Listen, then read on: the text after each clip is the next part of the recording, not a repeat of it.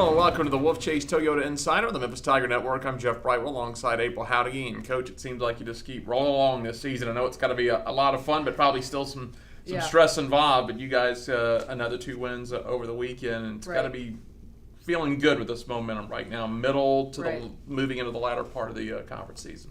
Yeah, now we're on phase 3 of season is what I kind of, call it, is because phase 1 was preseason tournaments, those 4 weeks. Then we had 5 weeks of the first round, and now here we are 5 weeks into the last round. And phase 4 depends on how well phase 3 goes. If we have an opportunity to continue our season, of course it would be great. But I think our success has been taking one match at a time. We can't get too far ahead of ourselves. We can't control what other teams in the conference do, and we know that this is a really good conference. Every night is a battle, and there's definitely no gimmies. You're sitting now at 18-6 overall. You're 8-2 in the American Conference. As you're a couple games, you're starting to move into that second round of the conference games. Well, mentally, what is the challenge now? Because a lot of these players that have been here a year or two, they face some adversity, but now I guess as coaches talk about, they'll have to handle some success here going into the back half. Learn to play, whip that 8-2 conference record, and now kind of the target's on your back.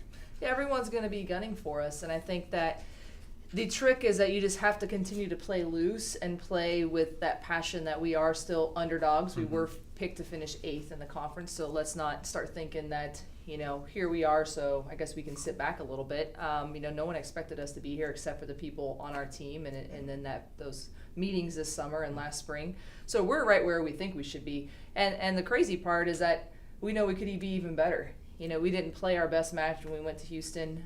We had opportunities against UCF, and I think our girls see that. But we know everyone is good. It's tough. We played Temple Friday, and they are really good. And they been clicking all season offensively. We happened to play extremely well when we went there. And, I think stole that one. We played really, really well. So I know Friday we have to play well to kind of stay, and Temple's in 3rd right behind us. So the motivation's there every match. We were just saying before the show started, it's a little different because if teams are kind of falling out of it and there's no way they're going to catch back up, you hope you gain that mental advantage. But then you can also get a team that's just hungry to knock you off and, beat the second place team. So we have to keep, on our toes and ready to play every night. Let's recap just a little bit last weekend, 3-1 win at Cincinnati. These road wins always key.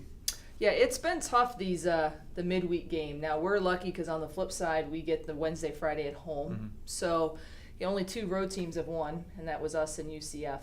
And I don't know if any game was really pretty on any of the road games. Those midweek games are tough. It's tough to turn right around and then travel, fly to Cincinnati. It was not a pretty game, a lot of errors. But we found a way to win at the end, and that's the most important thing. I think some of that carried over into the start of the match Sunday.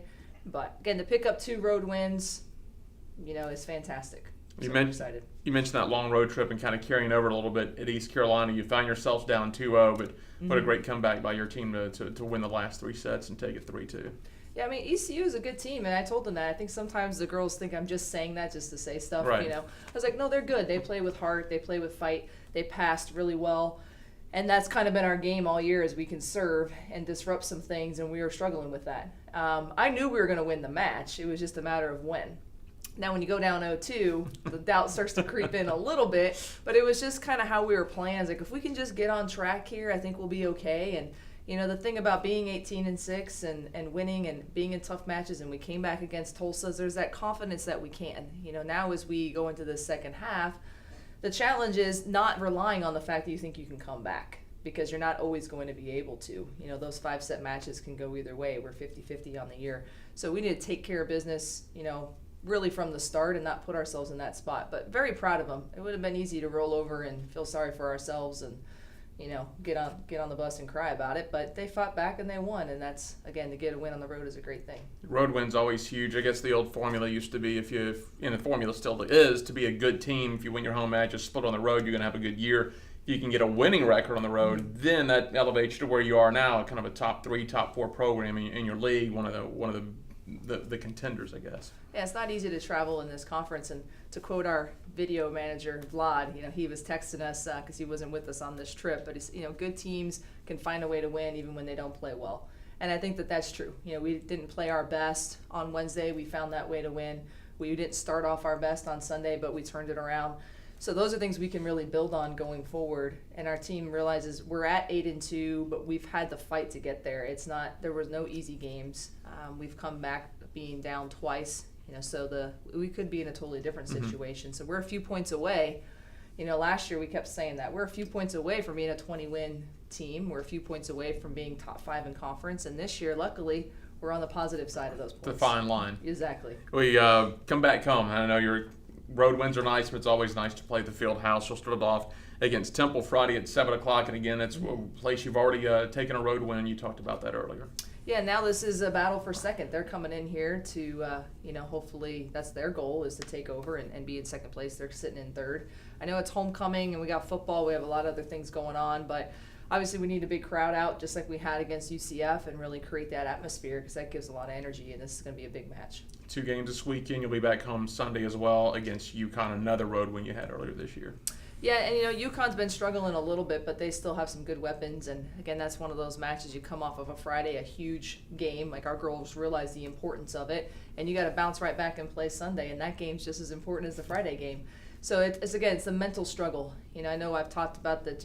It's hard for student athletes. I mean, I know they get a lot of things, but it's tough. It's a mental challenge. Every night they got to bring their best, and then they're up till 2 a.m. doing midterms, and so really kudos to them for just staying focused on what we're trying to do. And we got to make a big push here in the next 5 weeks. Talking about the next 5 weeks and the big push as we wrap it up. We've talked about the first part of the season, that middle third that you talk about. Now you know what's left. 10 games left. What can you do in those last 10 games? I guess that's the message. Exactly. Shorter practices, but intense. We got to get in, we got to get out, we got to keep it competitive. There's little things we can work on and get better. But we know, in terms of hours in the day, we just don't have the time to correct a ton of things, but we can just be better as a team. And the teams that stay hungry are the teams that are going to continue to win.